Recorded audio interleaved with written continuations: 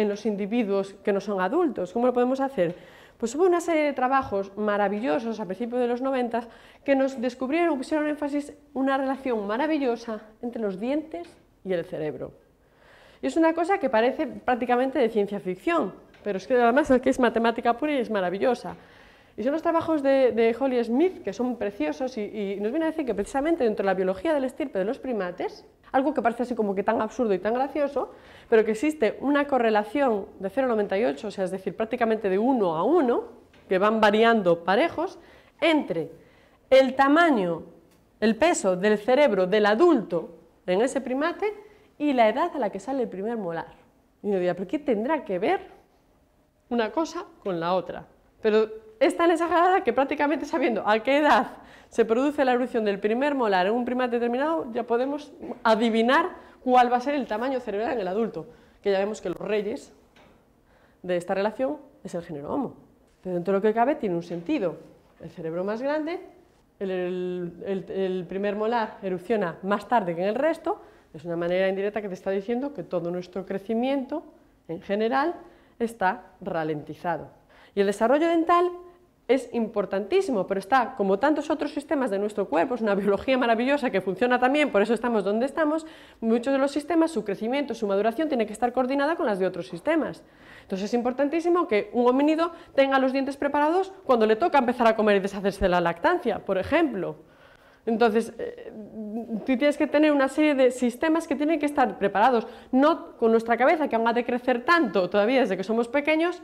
No tendríamos mandíbula en la que cupiera ya toda nuestra dentición permanente, por ejemplo, o sea que tenemos un periodo sin los dientes y ya cuando se ha completado un crecimiento empezamos a tener toda la dentición, o sea que el desarrollo dental está integradísimo y muy acompasado, perfectamente acompasado, tiene un control genético importantísimo con los demás, evolución de los demás sistemas del organismo. Entonces eso es lo que en biología llamamos un poco lo que define una especie. ¿Cómo defines esta especie? Es lo que llaman el Life History Pattern o el modelo de historia biológica de esta especie. ¿Y qué es? Pues cuánto dura la gestación en esa especie, a qué edad se suele producir el destete en esa especie, a qué edad se alcanza la madurez sexual, cuál es la longevidad de esa especie, y en este caso añadamos, puesto que es tan importante, por ejemplo, a qué edad se produce la erupción del primer molar, que luego hay correlaciones con otros dientes, pero principalmente el primer molar, el mayor, es importantísimo. Entonces, en este sentido, las especies se han de entender no como características aisladas que decíamos antes, porque así tiene la cabeza de esta manera, la anatomía, no. Hay que entenderla como cambio en el modo de crecer. Y estos son unos trabajos también muy bonitos a finales de los 80 de Bromins que decía, si creciésemos igual todos seríamos lo mismo, o sea que en algún momento nuestra biología va a tener que cambiar algo para que seamos diferentes.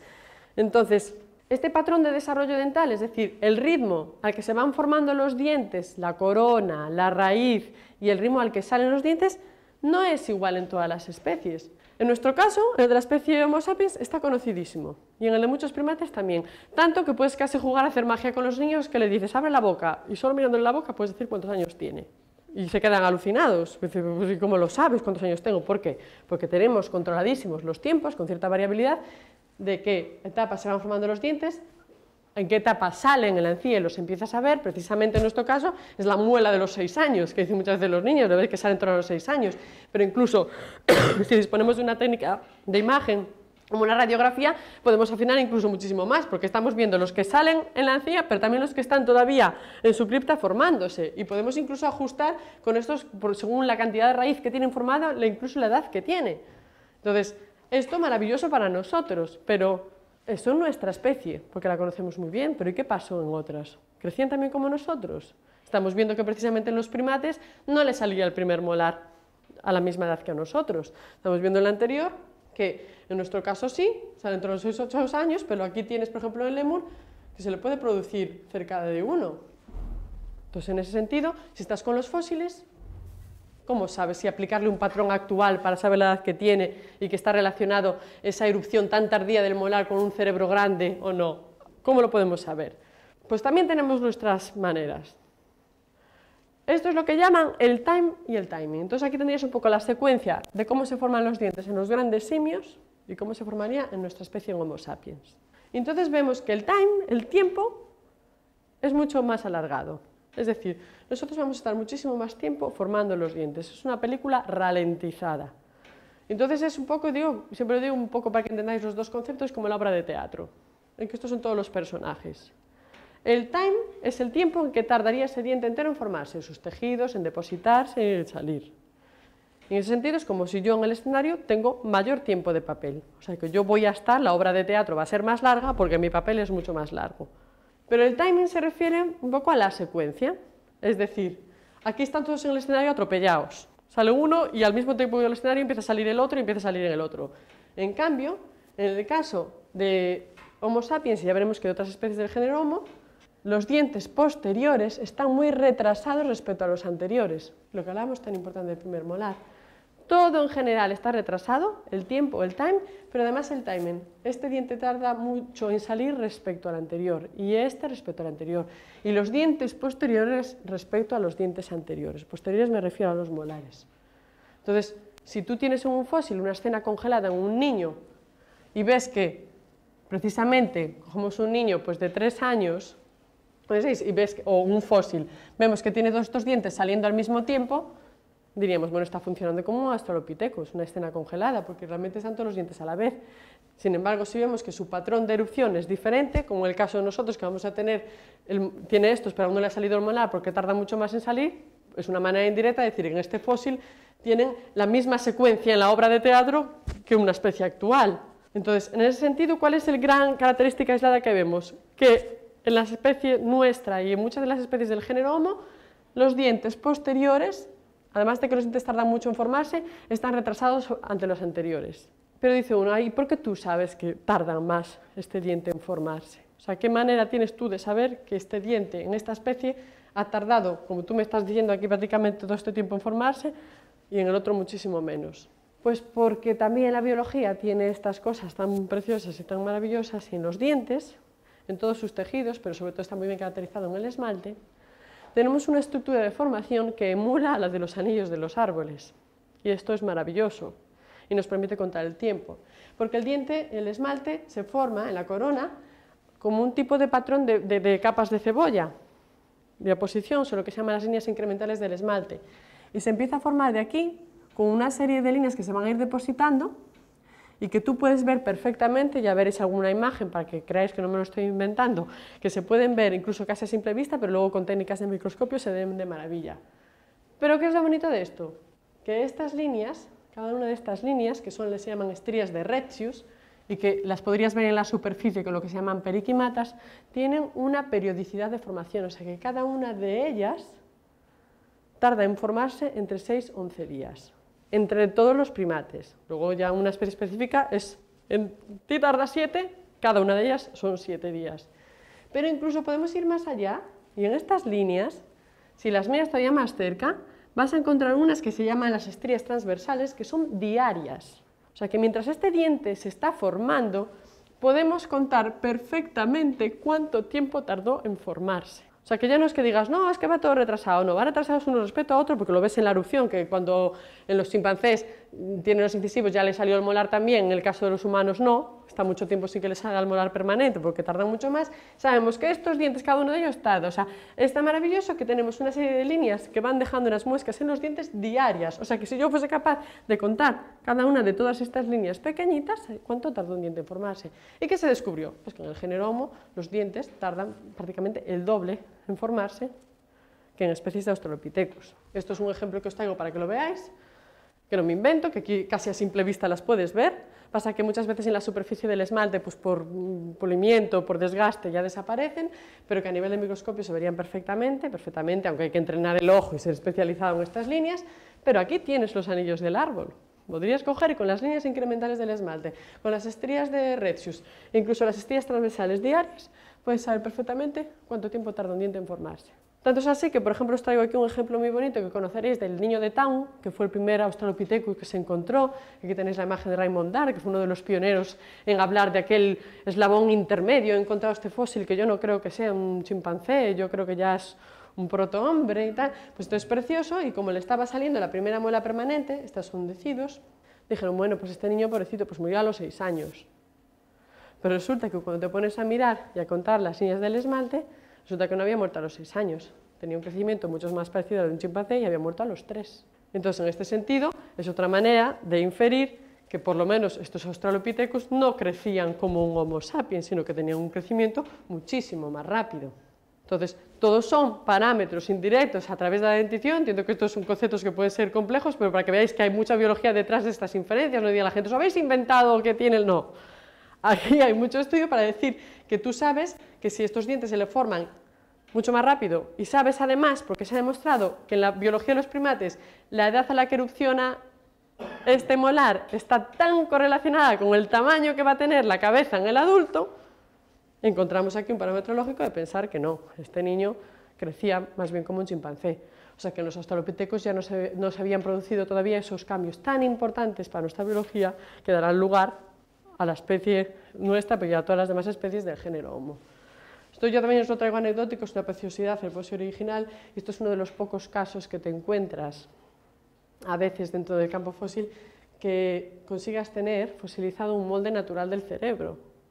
Esto es una maravilla, porque generalmente sabes que las partes blandas no fosilizan, nos quedamos sin ellas, pero en este caso, por depósito cálcico, digamos que hizo un vaciado de la parte orgánica, se rellena, hace un molde, todo son calcitas de depósito en las cuevas, y ha quedado un molde natural.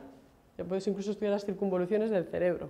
Esto es una joya, es casi como una momificación de piedra en un cerebro, que eso ojalá sucediese más veces. Entonces, en ese sentido, por ejemplo, lo mismo, tuvimos un homínido, el que tenemos Homo antecesor, del que os hablaba antes, que tiene 1 millón de años de antigüedad, y también decíamos, bueno, tengo aquí un fósil de un niño. Esto es precioso, esta pieza que la veis es así de pequeñita, tiene aquí el canino y el primer molar de leche, pero es que tiene mucho más, porque luego haces una radiografía y te encuentras que dentro tiene todo esto, que son todos los gérmenes de los dientes en formación, o sea que nos permite otra vez ser súper precisos en cuál es la edad que tenía. Pero claro, decíamos, ¿y qué hacemos? ¿Le aplicamos el patrón de crecimiento actual y digo que si fuera un niño actual tendría tantos años o a lo mejor resulta que crece como un australopiteco? Bueno, pues gracias a que el estado de desarrollo relativo de unos dientes respecto a otros como el nuestro, o sea que los posteriores están muy retrasados, por lo menos tenemos un margen de confidencia de decir que podemos calcular el patrón de edad como nosotros. Y también le hemos contado los periquimata y también hemos visto que un poquitito menos, un poquito más rápido, pero estamos hablando, vamos, más o menos a lo mejor un año, tardaron los dientes, pero que ya son una especie en la que tenemos un crecimiento prolongado, una niñez. Cosa que además tiene sentido, vemos ese retraso en la dentición posterior, porque la estimación del tamaño cerebral que tenemos de Homo antecesor ya es de 1100 centímetros cúbicos. O sea que también es un ejemplo que estamos viendo de que estas especies pues, tenían una cabeza grande. Este es otro ejemplo que publicamos hace poco de otro fósil también de una niña, de Homo antecesor, la que se le apodó allí en Burgos, se quedaron todos muy contentos, Jimena. Pero bueno, lo mismo, estamos viendo ese retraso y podemos saber que en el caso de la especie Homo antecesor de 1 millón de años ya tenemos una constatación importante de que empiezan a producirse esos cambios clave que nos van a permitir esa tendencia a que nos crezcan los cerebros. Entonces, de alguna manera, ¿qué podemos decir? Que la historia de nuestro crecimiento es una película mucho más larga y además ralentizada. Pero además no solo eso, tiene una serie de fotogramas nuevos. Unos fotogramas nuevos porque decía antes, no es lo mismo crecimiento, que sería simplemente pues, un aumento de talla, de tamaño, que desarrollo. Es un poco el tempo, pero también cambia el modo. Vamos a tener que introducir una serie de cambios para que todo esto sea factible. Y nos encontramos que en primates el crecimiento consta de una etapa de infancia, esa etapa en la que somos inmaduros dependiente de la madre, de la lactancia, una parte juvenil, en la que ya no son esos dependientes de la madre, ya son independientes a nivel de alimentación, pero todavía no son sexualmente maduros ni reproductivos, y luego ya una etapa de adulto. Y ahora, a través de estas inferencias, y os voy a explicar las diferentes etapas, sobre todo en el culmen, con el caso de Homo sapiens, aparecen 2 etapas nuevas, nuestras, que son las que tienen la llave. Y aparece una que se llama niñez, no infancia, niñez, que es exclusiva de Homo, y esto es maravilloso, pensar que a veces nos quejamos los niños, el que no tiene paciencia, pero somos las únicas especies actualmente que tienen niñez, y la adolescencia, terriblemente larga, ya la veréis. Y que eso es otro de los grandes enigmas. Entonces, tenemos esas etapas, pero hemos visto que nosotros precisamente, la etapa en la que crecemos, fijaos, esto ya hace adulto muy pronto y resulta que nosotros empezamos a ser adultos tardísimos, adultos ya que hemos completado el crecimiento y somos sexualmente maduros, reproductivos, etc. Esto tiene muchísimas consecuencias, hasta qué punto compensa, ¿por qué? ¿Y cuál es la diferencia? ¿Qué es esta niñez que también le llaman en inglés segunda infancia o second childhood? ¿Qué diferencias hay biológicamente? ¿Dónde está la estrategia? ¿Qué nos sirve? Más una evolución que ya lo veis, que lo vemos según va aumentando el tamaño craneal. Que esto es interesante, es decir, si veis por ejemplo un bisonte nace, está 2 años inmaduro, para los 2 años ya es reproductivo, adulto, etcétera, y en nuestro caso, fíjate, bueno, algunos nunca dejan de depender directamente de los padres, pero fíjate casi, sin completar nuestro crecimiento de ser, pues hasta los 18, imaginaros, de alguna manera, la cosa cambia. Entonces, ¿qué son esas etapas? ¿Qué sentido tiene? Bueno, tienes la infancia. La infancia, que además lo que me gusta encontraros aquí, que es que veáis qué coordinada y acompasada está con el desarrollo dental, o sea que otra vez lo mismo, gracias a mirarle los dientes en un fósil inmaduro puedes saber un poquito en qué etapa está. La infancia es una etapa que dura hasta los 2 años y medio aproximadamente, estamos hablando ya con ciertas variaciones y ya veremos que las poblaciones actuales pueden ser un poquito particulares. Y dura hasta la erupción del segundo molar deciduo, más o menos, o sea que casi tendrías un marcador de cuándo se acaba esta etapa. ¿Cuál es un poco la característica principal de la lactancia? O digo de la lactancia de la infancia. Es esto una dependencia, todos lo sabemos, exclusiva, brutal de la madre, sobre todo, y en aquellos tiempos la cosa ha cambiado porque nos hemos sofisticado mucho, dependemos de la lactancia de la madre. Existe una gran inmadurez psicomotriz, eso es lo que nos pasa también nosotros, que tenemos unos hijos que nacen muy inmaduros, que no son nada, que se morirían si no tienen atención, que no tiene nada que ver, sin embargo, ya lo ves, pues cuando nace un ternero, o sea, es que no comparemos el nivel de madurez, incluso de movimiento psicomotriz y todo, de cualquier otro animal con el nuestro. Pero tenemos una maravilla, un crecimiento encefálico muy rápido, es decir, sigue creciendo la cabeza a un ritmo fetal, eso solo lo tenemos nosotros. Si ha nacido el niño, un niño muy inmaduro, porque digamos que ha nacido a medio cocer, en algunos órganos en este caso, pero por una circunstancia particular, sobre todo de que van a contar con nuestro cuidado y nuestra atención, posibilitamos tener eso, un niño como a medio hacer, pero que todavía le va a seguir creciendo durante un periodo importante, 2,5 años, el cerebro a una tasa como la que estaba en el útero de la madre. Sabéis que son todas la multiplicación celular es muchísimo más potente.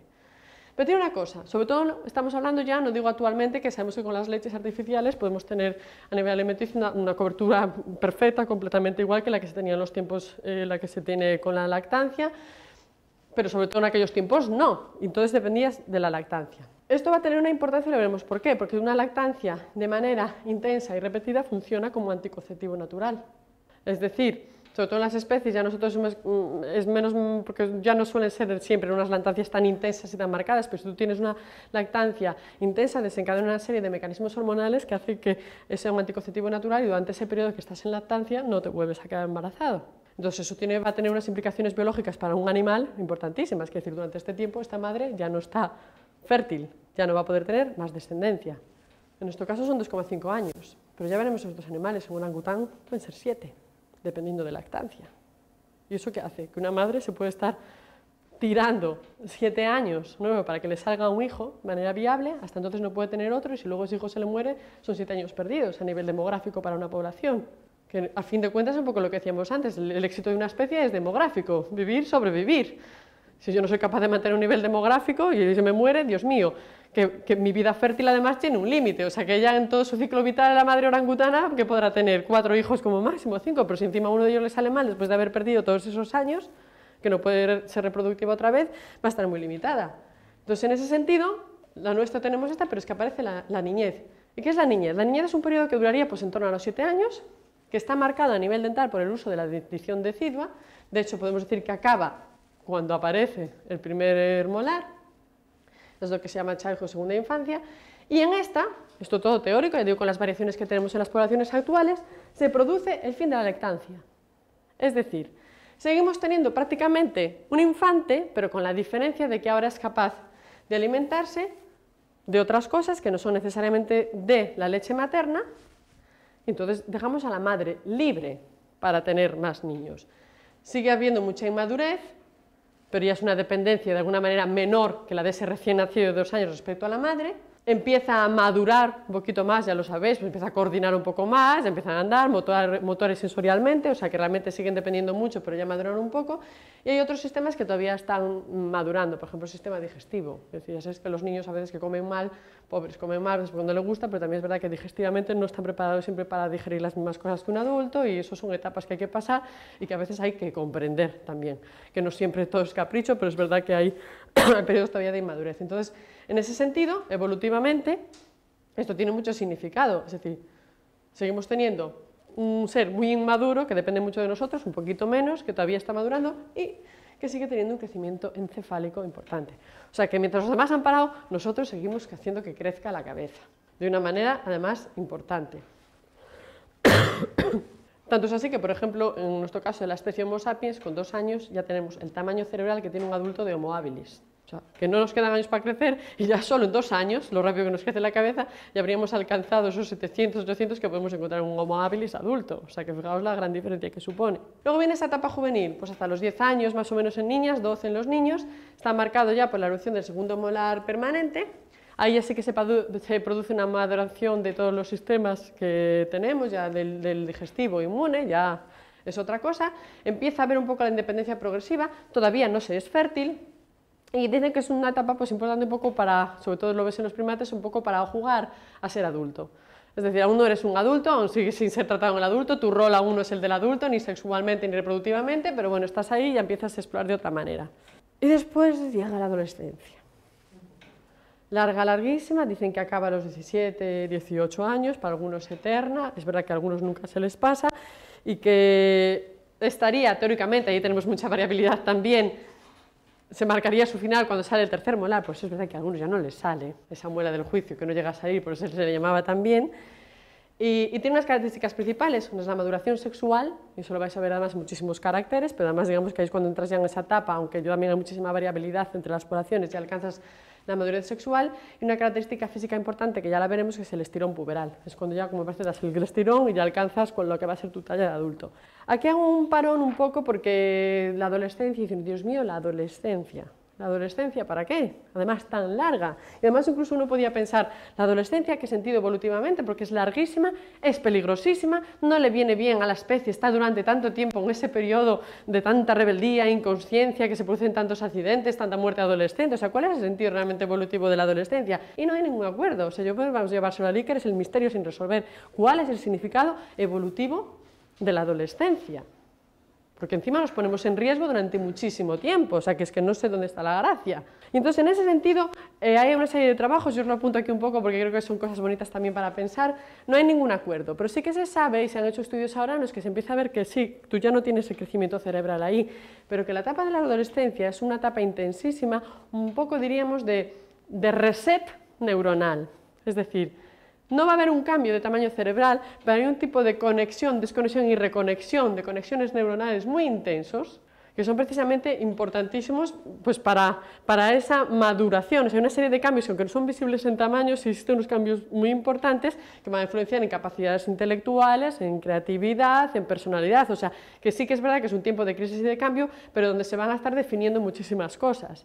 Y evolutivamente, pues habría que pensar un poco a veces hasta qué punto, a pesar de todos los inconvenientes, a nivel evolutivo, es buena una etapa en la que uno decide que quiere romper con todo lo anterior y con toda la tradición y yo no quiero hacer lo que quisieron otros y yo quiero proponer algo nuevo y no me gusta la tradición. Bueno, pues evolutivamente a lo mejor ese momento de crisis es el que propone determinadas cosas de la creatividad o de proponer algo nuevo, romper con la tradición, que es algo precisamente de nuestra especie, la innovación, que no ha sido ninguna tontería, o sea que a lo mejor nos queda ahí un poquito la esperanza para sobrellevarla mejor de que puede tener un sentido importante en una de las características principales de nuestra especie, porque va a haber un tipo de cambio neuronal de conexiones importante y porque a veces romper con la tradición puede que no esté tan mal, sobre todo en una especie en la que la innovación, la cultura, el simbolismo, la creatividad es tan importante. Pero luego además tiene un significado, ese estirón puberal importante, y a mí me gusta muchísimo esta gráfica, que es un poco resumiendo lo que decíamos antes. Aquí tienes, por ejemplo, las gráficas de crecimiento de un ratón. Acaba de nacer, en cuestión de días, crece el peso y lo primero que prácticamente le acaba es el cerebro. Y al mismo tiempo que ya prontísimo el cerebro alcanzó su tamaño completo, casi parejo, ya es reproductivo. Ahí tenéis el ratón, al tiempo que nace me crece la cabeza y yo ya en días soy un adulto reproductivo, ya puedo contribuir a que la especie tenga más descendencia. Y el crecimiento general va un poquito más ralentizado, o sea que aumentaré el tamaño a lo largo de mi vida, pero es como secundario. ¿Y qué pasa con el hombre? Que lo primerísimo y lo que más le importa es el cerebro. Y veis que la curva de la maduración cerebral va paralela perfecta con la de la dentición. O sea que todos aquellos estudios que hacíamos para inferir crecimiento cerebral a través de la dentición están justificados. Y que lo que menos importa y menos prisa tenemos precisamente es en que crezca el cuerpo. O sea que durante mucho tiempo lo primero, en este periodo de inmadurez, lo que vamos a dedicar de nuestro metabolismo, de nuestra energía, es a que el cerebro crezca. Y sin embargo el cuerpo va mucho más tarde y la maduración del sistema sexual, ya veréis, que solo al final. O sea que estamos siempre en los límites muy bajos y solo al final del crecimiento completamos el crecimiento general y la madurez sexual. Pero nuestra prioridad durante un periodo importante, mientras somos inmaduros, es que crezca el cerebro. Aquí, sin embargo, menos al parejo, el cerebro sexual alcanza la madurez de ambos órganos y aquí no. Todo viene después porque la prioridad es esta. Es una prioridad que además se ve muy bien hasta en esto. ¿Por qué tenemos los niños tan cabezones? Es que los niños crecen, pero realmente tardan mucho en crecer en altura. O sea, esa altura es un poco el sentido del estirón puberal. Ya cuando he acabado con lo importante, ahora al final apúrate y recupera aquello lo que pasa un poquito retrasado. No habíamos alcanzado toda nuestra estatura porque eso era algo secundario. Es decir, yo no puedo dedicarle energía todo a la vez, lo que hablábamos antes, tenemos un presupuesto limitado. O sea, ahora tengo energía para que me crezca el cerebro y luego ya al final, ¿qué es lo que manda? Ya el tiempo que me dé corriendo un poco, ese catch-up, ese estirón puberal, lo cojo al final. Pero por eso tenemos proporcionalmente, sobre todo en los niños, unas cabezas muy grandes, mientras en cambio el crecimiento corporal va muchísimo más retrasado.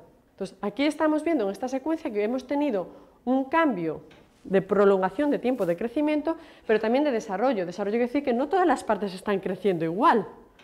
O sea que aquí el verdadero marcapasos de todos nuestros cambios es el cerebro.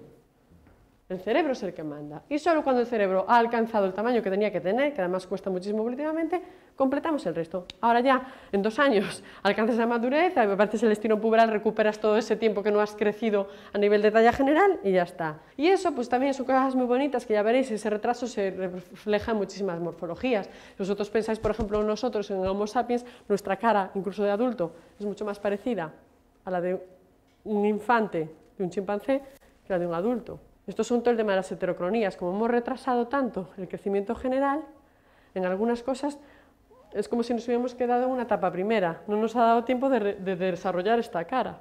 Entonces realmente los humanos estamos durante mucho tiempo con una cara más parecida. Esto sería, por ejemplo, el crecimiento de un chimpancé, un niño, un adolescente y ya el adulto. Nosotros, como en este tema, porque estábamos muy preocupados en que creciera el cerebro, hemos ido tan despacio, y aquí ya nos hicimos adultos, acabó el crecimiento, no nos dio tiempo de llegar a esta fase. Incluso los adultos, nuestras caritas tan planas, que no tienen nada que ver con la de los chimpancés, se asemejan mucho a estas caras, este ortonatismo, caras faciales tan planas, típicas del chimpancé niño. O sea que hay muchísimas de nuestras características que se pueden estudiar desde el punto de vista de heterocronía, que en realidad nos hemos quedado estancados en etapas previas morfológicas, pero porque tardamos mucho, nos entretuvimos en otras cosas y cuando nos hicimos adultos se acabó. Entonces, resumiendo, la importancia, ¿qué ha significado la aparición de la niñez? Pues sí, que nuestros hijos son muchísimo más inmaduros. Y eso implica socialmente y biológicamente una dependencia mucho más grande, es lo que llaman la atricialidad, necesita que nuestros niños tengan unos cuidados muy, muy intensos. Pero eso también es posible gracias a una serie de relaciones sociales muy complejas. O sea, lo que hablamos antes va todo en relación con nuestra complejidad también social e intelectual. ¿Por qué? Porque realmente, si pensáis en los primates, el cuidado de ese infante dependía de la madre. Ahora nosotros tenemos abuelas, tenemos tíos, tenemos guarderías, tenemos un sistema social muchísimo más complejo que significa que podemos